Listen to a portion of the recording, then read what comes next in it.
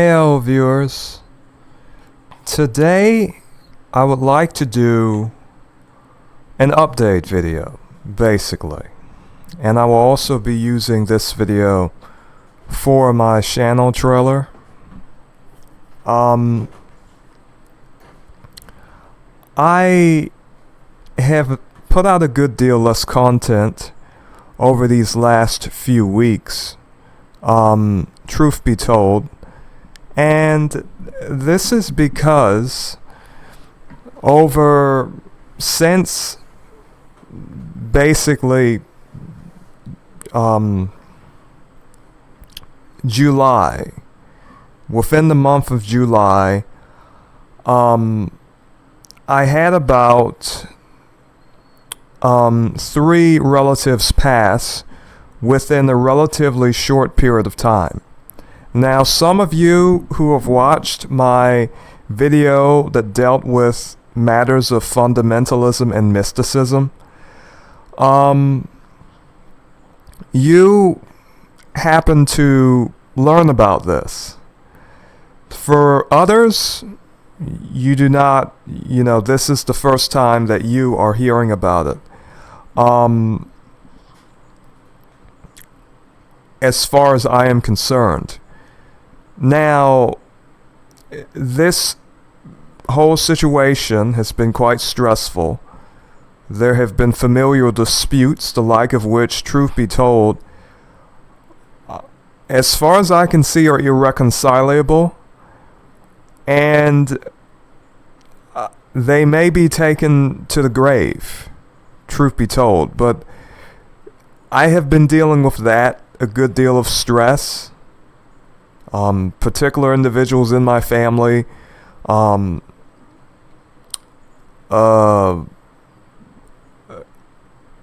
will put it that way.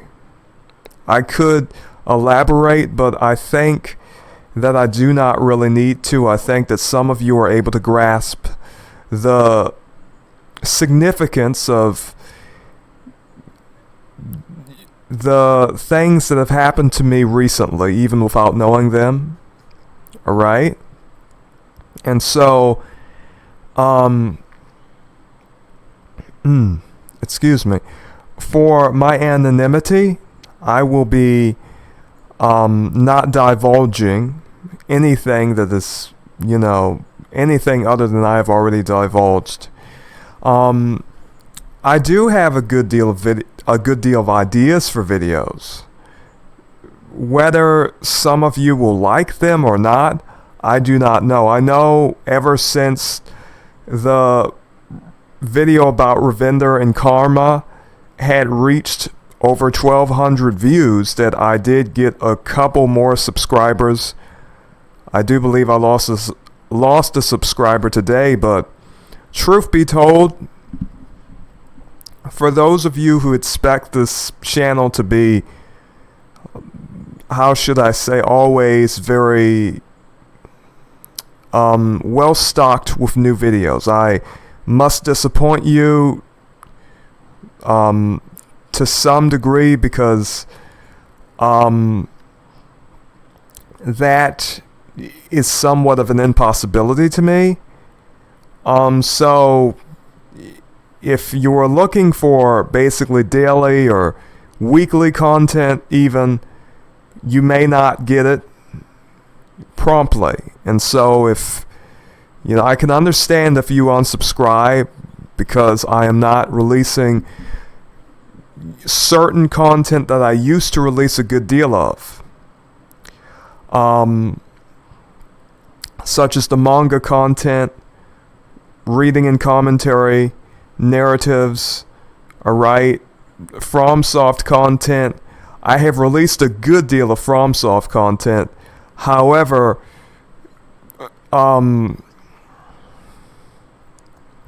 there is such a wide range of it, and I do plan to release more, but truth be told, I really am taking a break from FromSoft games. To be entirely honest, this gameplay that you see now is older gameplay from a game known as Grand Knight's History. I have used it before in my videos, but this is reused gameplay.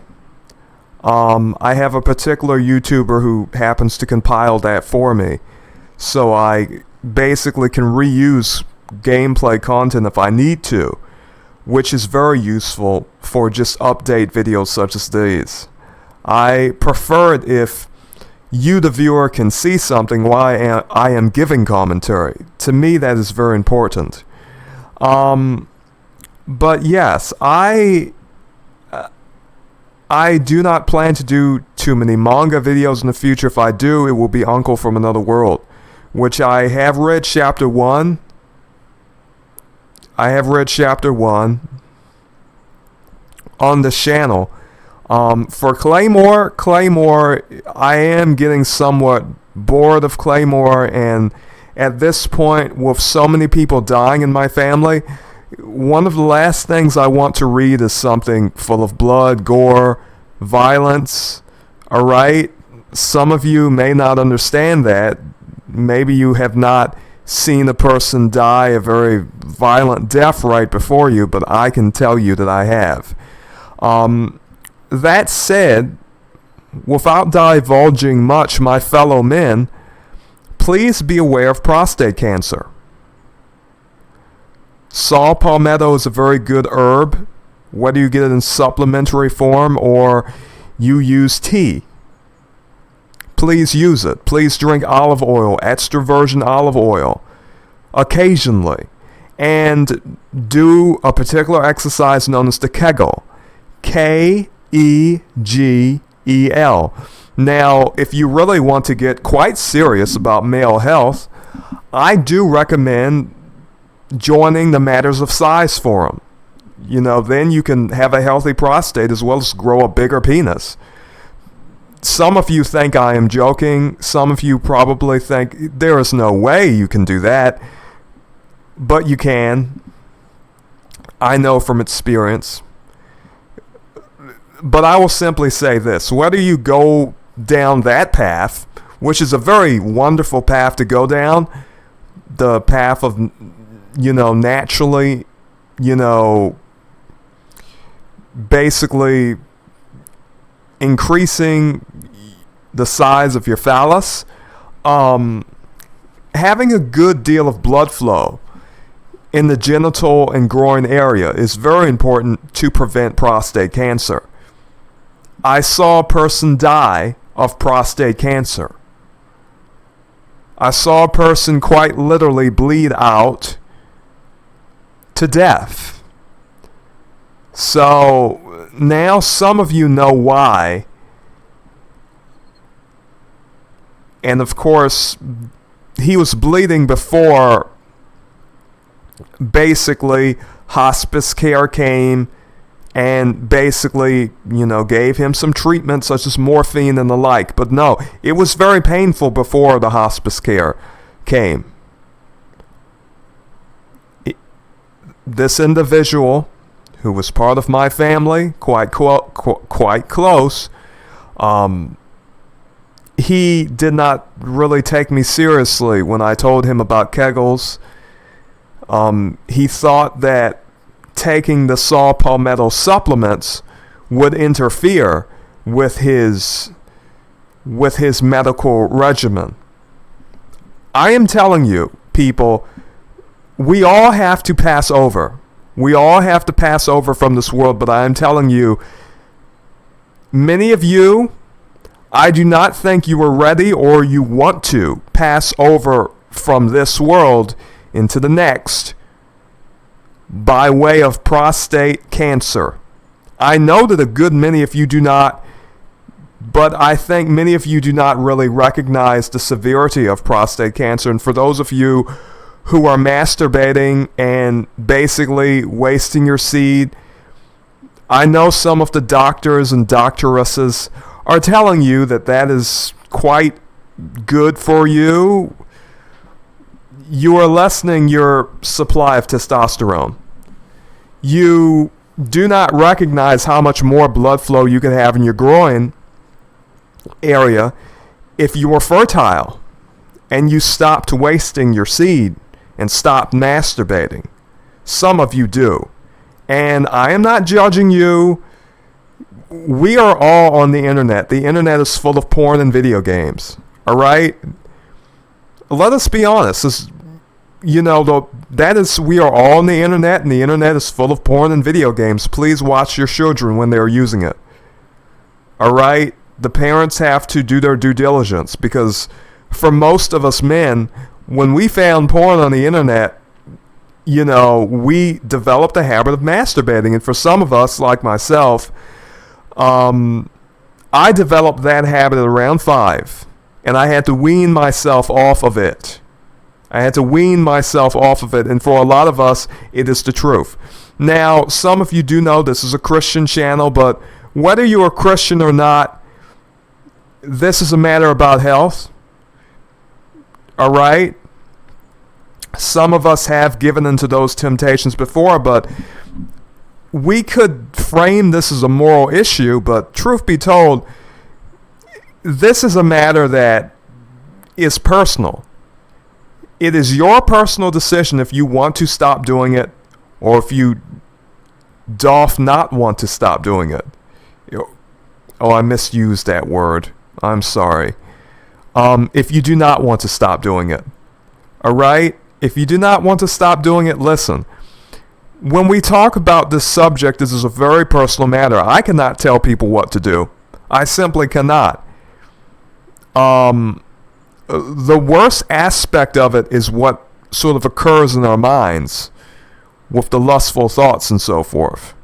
But when I learned about the health implications of it, that is what really got me to wean myself off of it. Not to say that I have not basically partaken of that particular activity. I have. I always feel bad about it. But I'm telling you, people, prostate health is all about blood flow. Penile health is all about blood flow. Your capability to stop growths in that area, tumorous growths, often it really doth depend upon how much healthy, nutrient-rich blood flow is going to your penis, to your genital region.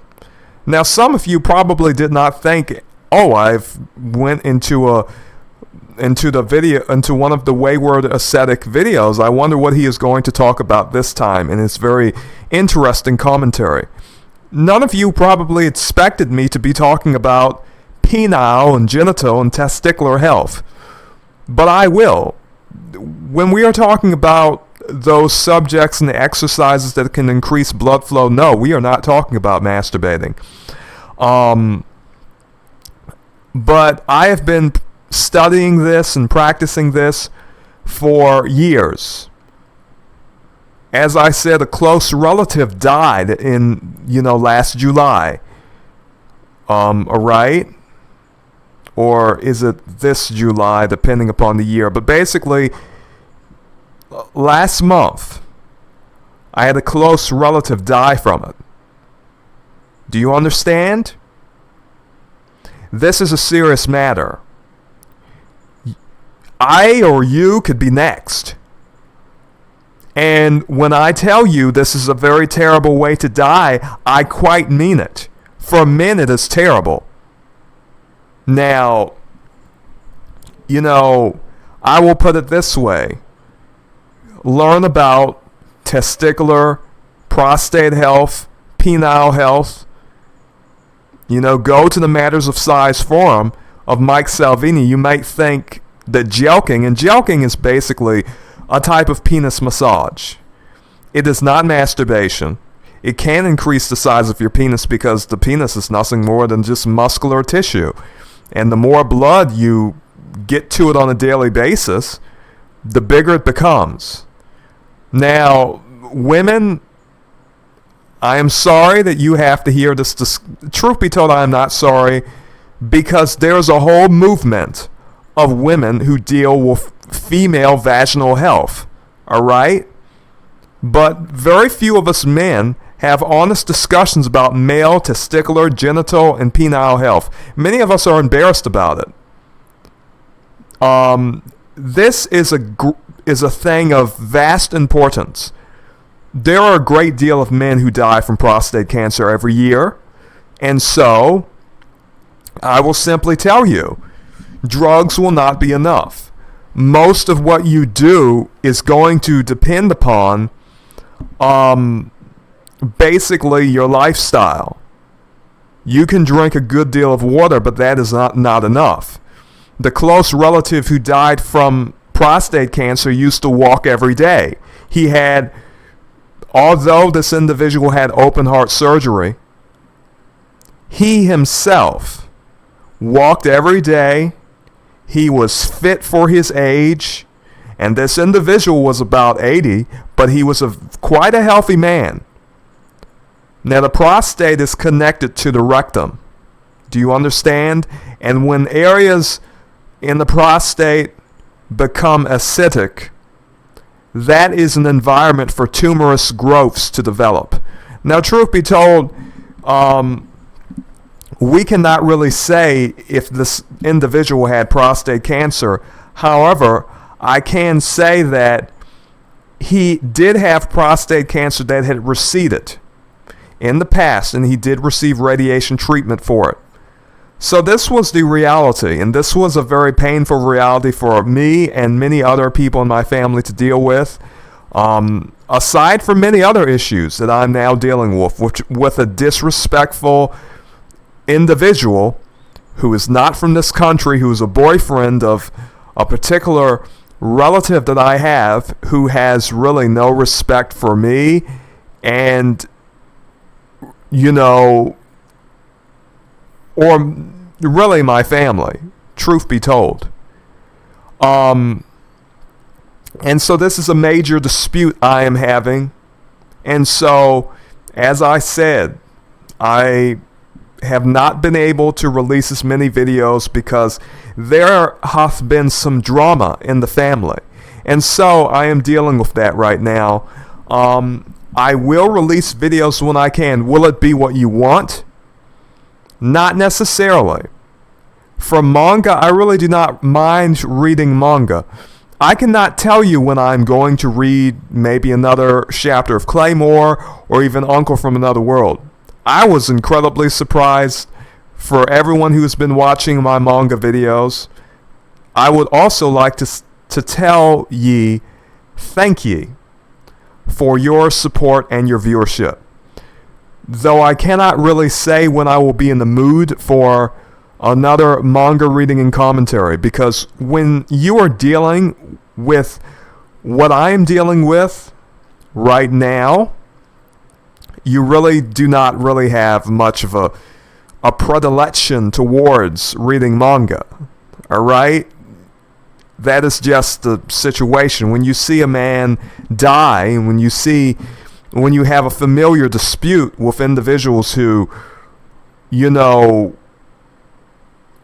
they are not your family. This is the boyfriend of a relative. They have not married into the family, and they are disrespecting you, and you have other people in the family who are basically accepting it.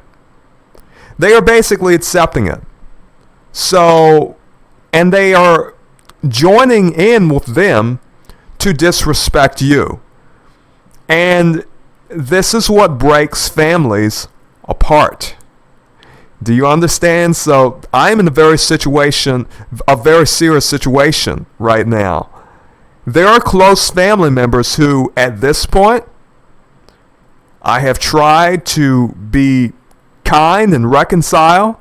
I have tried to have conversations about it with said family members. But that individual, that particular boyfriend of this relative, they have said nothing. They have lied about it. They have lied about their part in it.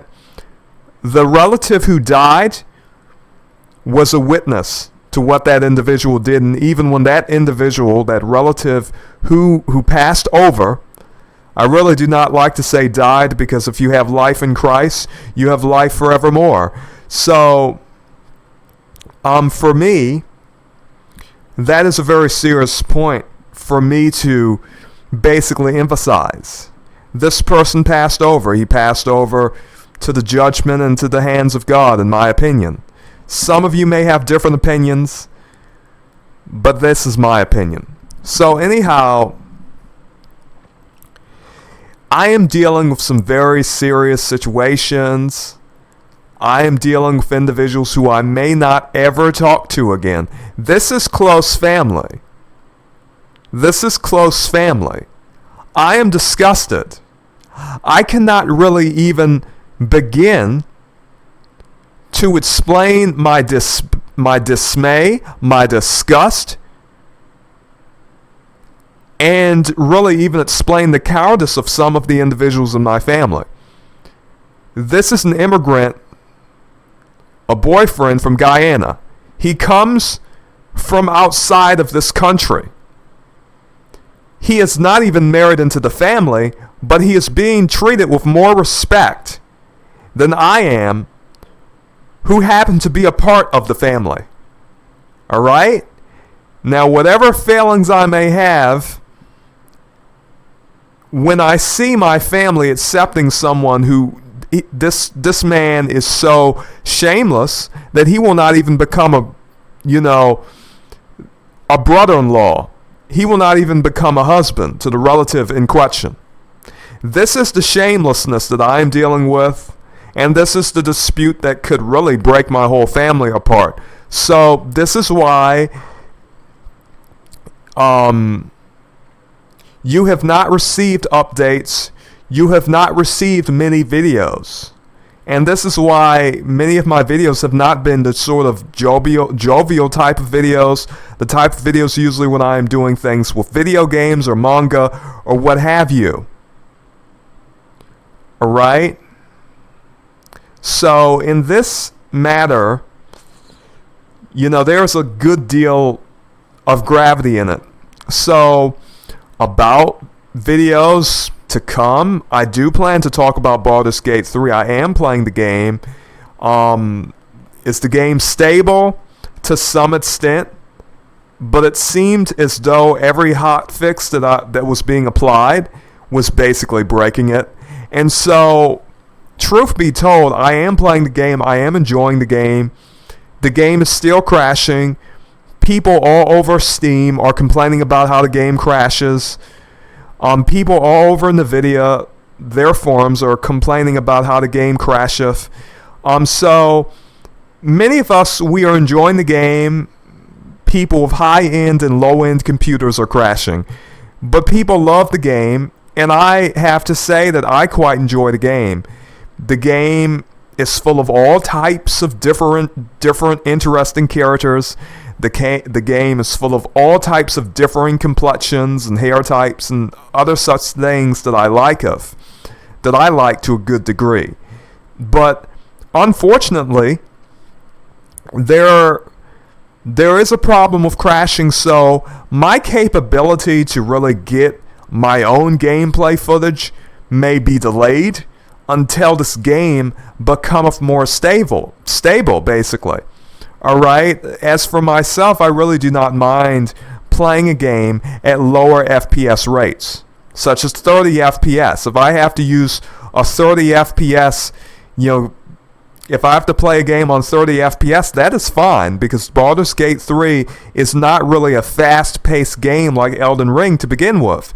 So if I have to cut the resolution down on 7080p and allow my screen to sort of upscale it, I really do not matter. I really do. It really doth not matter so much to me. It doth not matter that much to me. I did misspeak there before. But anyhow, it doth not matter so much to me. So for me, as long as I can play the game and get some stable footage out there where I am not crashing every 15 or 20 minutes, that is fine. So I do plan to have that for you, a video about Baldur's Gate, a video also about Dragon Age, and how the Dragon Age series has changed, and many of us who are connoisseurs of BioWare's games, we have sort of recognized that they have really sort of, how should I say, done themselves and their player base a disservice by making their games so action focused and no longer utilizing the sort of time-based, turn-based, not necessarily turn-based, because they never were completely turn-based, but I can tell you that for those of us who play Dragon Age Origins, we really enjoyed it because the game was slower, but at the same time, the combat was more dynamic. It was more challenging. It was more difficult. It was also more fair for both enemies and your player characters. All right, so these are some of the realities that we deal with in a lot of these RPGs. A lot of these RPGs start off, turn-based, and then they go into action. And the problem is that the enemies are not as fast as you, so the game becomes easier. And many of us have recognized this. And I do not appreciate it. I plan to do a video about that, to talk about some of the interesting discussions that have been had about the so-called wokeness of Baldur's Gate. It seemeth as though every time a new piece of media cometh out, we hear about people saying, well, such and such is woke, that is woke, this game is woke, this movie is woke, oh, we see some dark people, this is woke. They are not of a beige or cream-colored complexion. This is woke. And so, truth be told, I have talked about the word woke upon this channel many times. The word woke is a word that originated in the early 1900s. It had to do with the civil rights of swarthy and brunette complexioned people. Some of you, in all likelihood, had no idea what I just said. We, as people, in my opinion, should expand our diction. I often do say Black American. However, sometimes I like to be very general in my descriptions. And so when I am talking about skin color, I am talking about complexion. Swarthy can mean from brown to dark brown, and brunette can mean brown. So many of us have heard the term brunette being applied in such a way, oh, a brunette is a woman of a beige complexion with brown hair. And that is all brunette is.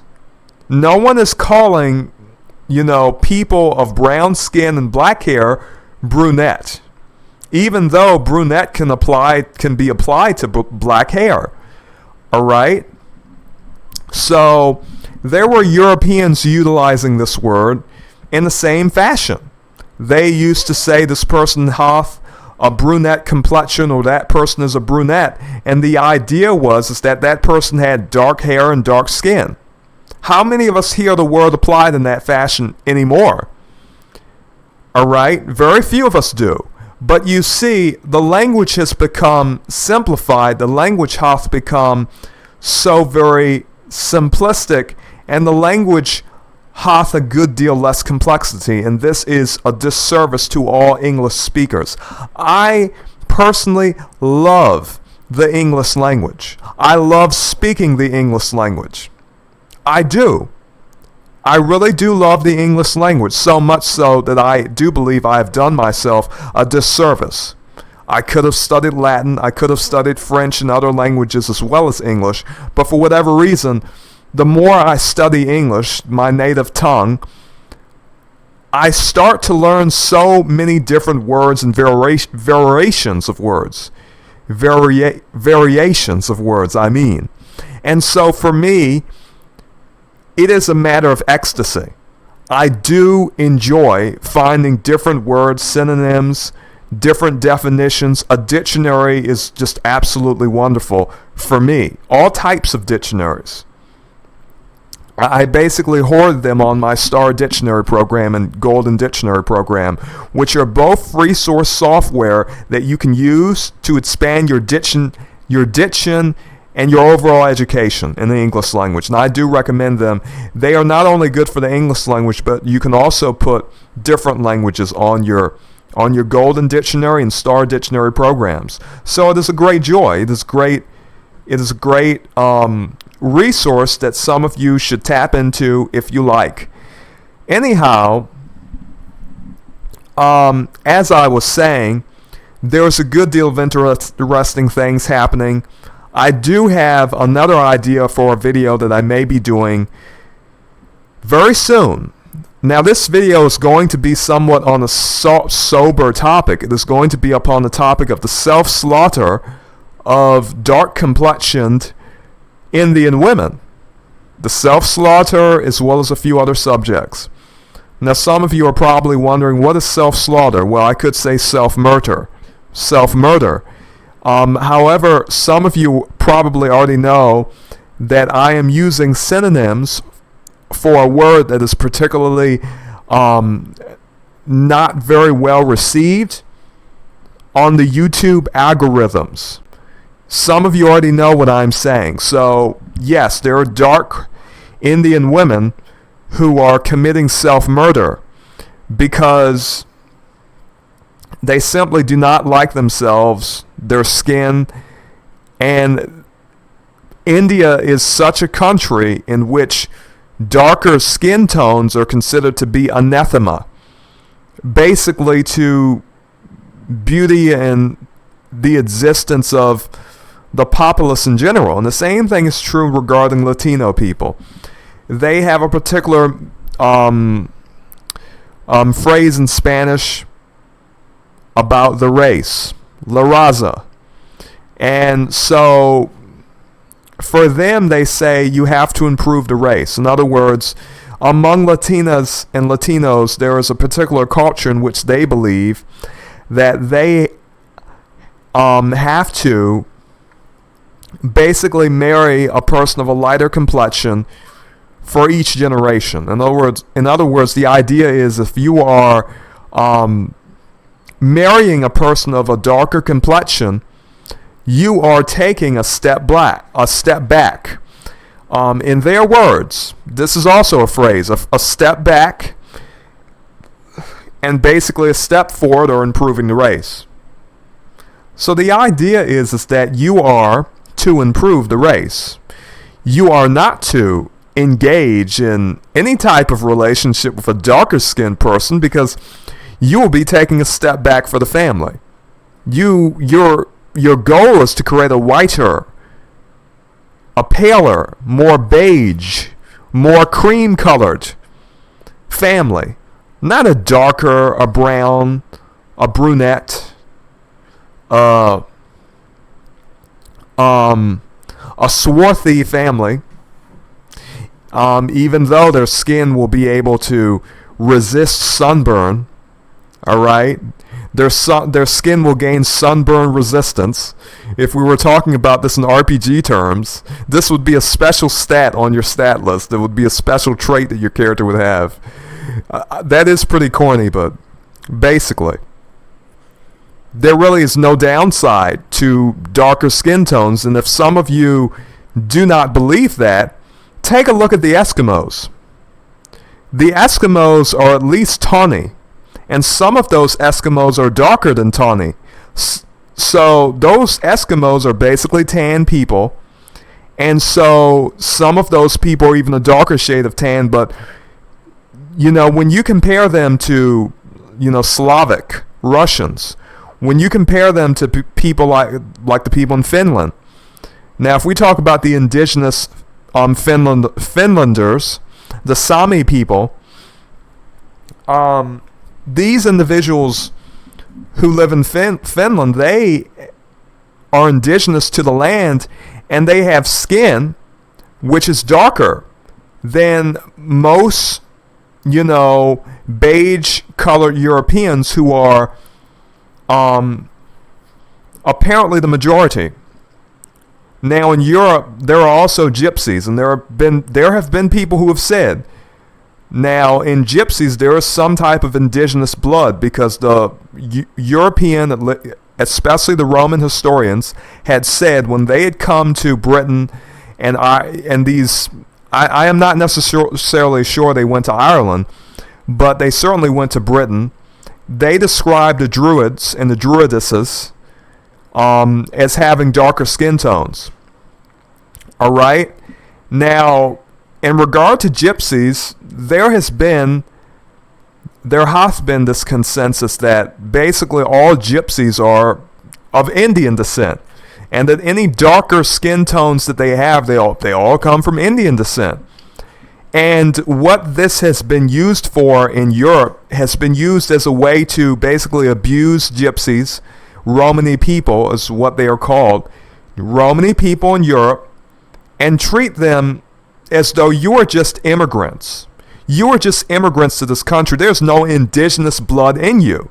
So potentially, Romani people are just as indigenous as Europeans, and there is no one who can prove otherwise historically, because there's always been the historical presence of darker skinned peoples in Europe. For whatever reason, there are people who are quite focused upon saying every single gypsy is what would be called an Indian, of Indian descent. And I would simply have to say that is not very likely at all, because many people would like to think dark-skinned people did not come to Europe until basically there were gypsies and slave trade and other such things came to Europe. However, this is not true. There hath always been a history of darker-skinned Caucasoid peoples and other such peoples. So when we talk about Caucasian, we are talking about an antiquated racial classification system in which particular skeletal features were utilized to determine the race of an individual. Now, some people call that racist. However, I think that system is less racial than race based upon complexion, because what they did was they described races by Negroid, Mongoloid, and Caucasoid, and the idea was that every single one of these races, has different skull features. In other words, they have different facial features. Some have bigger noses, some have bigger eyes, some have, different brows, and so on. And so these were ideas that were being utilized quite some time ago. Not as much now. Americans still utilize the term Caucasians, but it is very sad. Most people misuse it. It hath nothing to do with skin. It hath to do with the skeletal structure of the skull. All right, so that is very interesting. So even among foundational swarthy Americans of African and Aboriginal descent, many individuals would be willing to say that most swarthy and brunette complexioned people in this country have such a history, all of it can be tied to Africa. Never mind the fact that in California, the first Indians that were being described were said to have colored the skin of chocolate. Throughout the East Coast, there were copper skin colored Indians, or what we may call Aboriginal Americans, being mentioned. There were individuals who were stated to have had red skin the color of pipestone. In other words, basically pipestone is a very dark red stone. It's sort of reddish brown. It's a sort of reddish, ruddy brown stone, but it is very dark. So these people were not tawny people. So among Aboriginal Americans, there were dark ones, as dark as chocolate. There were people who were copper colored. There were people who were as red as pipestone. So there are a range of and there were tawny ones. If I did not already say, there were tawny, or rather tan, Aboriginal Americans as well. If you do not believe this, read the old history books describing the first encounters with tribal American people. All right, there are a lot of people who would like to simply dismiss that. However, they are in the history books. So either these first Europeans who decided to travel here were hallucinating and were thinking they were seeing darker people, and for whatever reason they were wrong. And the same is true in Europe. We have this whole history of Romani and gypsies, but we are apparently to believe, they are all immigrants. None of those darker skinned gypsies are indigenous to Europe. And the idea is that for a long time there were a lot of geneticists who took advantage of the gypsy people, got them into their laboratories, whether they be Russian, whether they be Romanian, and all types of individuals basically abusing gypsies. Romani people. A lot of people are more familiar with the term gypsy, but it really is a disrespectful term because it comes from this idea that the gypsies sell stuff and they're going to gyp you and steal from you. And this is what a lot of those Europeans say. Many of those Europeans, Eastern Europeans and Slavic Russians, they are quite racist. They are quite anti-Romani. They have a good deal of anti-Romani bigotry, and to them, a Romani is just some person who steals and commits crimes. So that is quite evil in my opinion. A lot of us have really wondered about that, and we have thought it is really a shame that there is so much anti-Romani bigotry in Europe. But there is, and some of us, such as myself, really have this notion. We think not all of those indigenous Europeans vanished. We read historical accounts of them having tawny and even dark skin. All right, and dark hair. So this is not just simply in regard to hair. It is in regard to basically skin as well. There are even historians such as Herodotus talking about indigenous Georgians. We know Georgia in Europe. He said the Georgians look like the Egyptians. He said they had swarthy skin and black curly hair. And people say, oh, why do I care about Herodotus? These were some of the first historians that described these people. People migrate throughout history, of course, and they travel.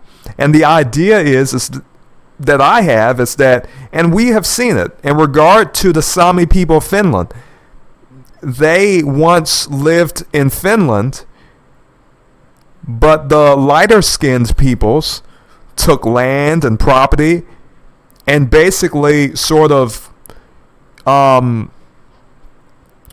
basically consigned them to smaller pieces of land. And the same can be said about the United States. You know, colonialism, basically. This is the history of colonialism. This is the history of indigenous populations, darker indigenous populations being conquered by lighter populations of people. And it is all very interesting history.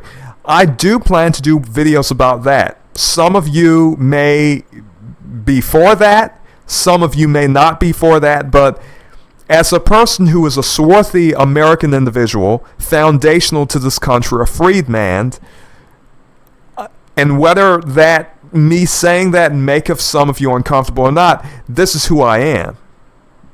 My ancestors have been in this country for so many hundreds of years, and I really do not know how long they have been in this country. So many of us, you know, we are doing historical research. We are talking about our ideas and our opinions. And so, you know, from channels like mine, people such as myself who have brunette complexions, many of my features are Caucasoid in the face. However, I do have, you know, woolen hair, but my nose is Caucasoid. My nose is not flat and wide. All right? So, you know, it is a very interesting matter. Expanding conversations about physiology and what we generally consider race to be. These are fascinating discussions to me. Some people think that if one talketh about these matters, or rather some people think that if we talk about these matters, we are somehow denigrating different cultures. But for people such as myself, you know, swarthy American individuals who are freedmen, we have basically been told, well, the history of the swarthy freedmen who are foundational to this country have been in it,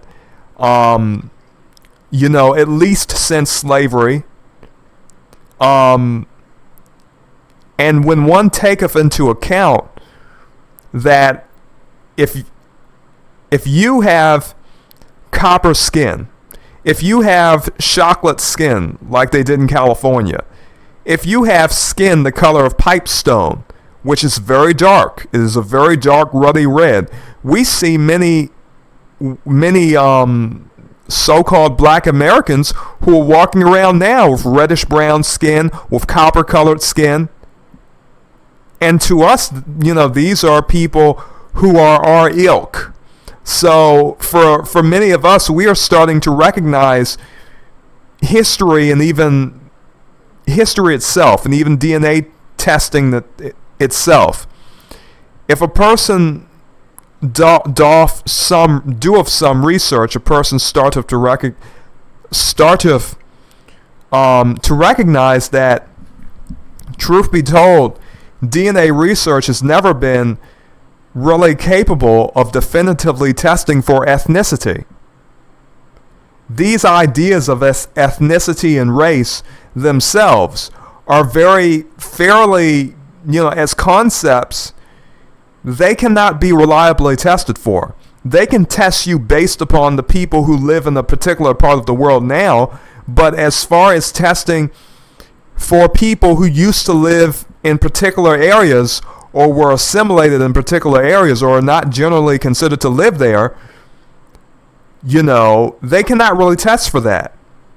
If the whole country was full of copper-skinned people, and full of, people who look substantially darker than many of the Native Americans today, all of these matters are interesting when looked at in a historical context. When you have historian after historian writing the same thing, it is very interesting, and that really connecteth us as swarthy Americans of an African and Aboriginal heritage to and even European heritage. The mixtures of men are so incredible. They cannot be reliably tested for in DNA, truth be told. And that is what is so very interesting. It maketh life more mysterious. But for us, there are individuals who would like to connect us completely to Africa. And even some, and I think these wide generalizations are not necessarily good. Many of us sort of accept the terminology Black American because the idea is that, this is our social status in this country. This is what we're treated as. Everyone runs from the term except us, and so we accept it. But these are discussions the like of which I'm sure many of you are not very interested in. But in a sense, it connecteth us to some extent to Romany people. Because in regard to Romany people, they were told that they were Egyptian. They were told that eventually they were told that they were Indian. And there were some people who said there may very well be some indigenous European blood in the Romany populations. And it could be that they have indigenous European blood, it could be that they have Indian blood. Okay, it could be that most Romany people are a mixture of things, and we know this. We know that most Romany families in Britain are not as dark as most Romany families in Romania and in Ukraine, because basically there is not very much intermarriage between Romany and Ukrainians and Romanians because of the very anti-Romany culture in those countries. With Britain and Spain, the Romany population was allowed to mix more, but a lot of those people are quite dark, and there were descriptions of darker populations in places such as Georgia, in places such as Britain, even Ireland. So, and even France. Read the older historians, the Greek historians, the Roman historians, Pliny, and a good deal of other historians. All right, Roman and Greek historians giving their very interesting details about what they saw and the people that they saw. It is quite fascinating. I do hope to do work in regard to that. Now, in regard to other matters, I do have a good deal to basically do. I have some thoughts about particular video games. I have some thoughts about a range of subjects, people. What I talk about is not really set in stone. I talk about all types of things. So, for those of you who are not familiar with this type of content, this is a podcast channel. This is not a channel where you receive particularly edited videos. No, even what you are seeing now is not edited. This is OBS. This is being done in real time as I talk now. This is unedited. So you are seeing past gameplay footage. I'm not even playing the game now. I'm just talking, relaxing in the chair. So, people, what you get from this channel is religious content. You get social commentary. I talk about media, especially video games and manga. I talk about the moral implications of media. I talk about the symbolic implications of media. I talk about the philosophical implications of media. We do word study. We do study in regard to matters of diction. Now, what we also do here is study in regard to the two subjects that are very pertinent to religion, especially Christianity, of fundamentalism and mysticism. I apply both. This is the Weltanschauung that I promote. When I say Weltanschauung, I mean worldview. So basically, what I teach here in regard to religious teaching is basically one that is founded, sort of stance that is founded within the Christian scriptures,